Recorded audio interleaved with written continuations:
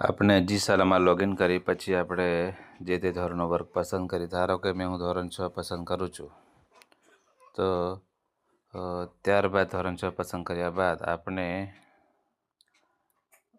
પછી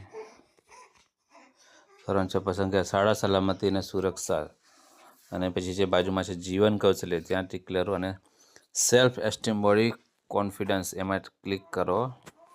અને ત્યારબાદ જે તેમાં વાર્તાઓ છે, આધા ફૂલને જે આધા ફૂલની ટીમ છે, 3 પાત્રો છે, એમાં કીટી છે, અદરક છે અને તારા છે. એ પાત્રોની મસ્ત વાર્તા છે અને બાળકોને ખૂબ જ જાણવા મળે છે.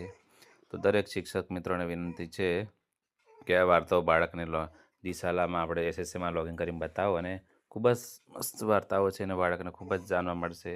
તો આ વાર્તાઓ બતાવવા માટે વિનંતી છે. Thank you.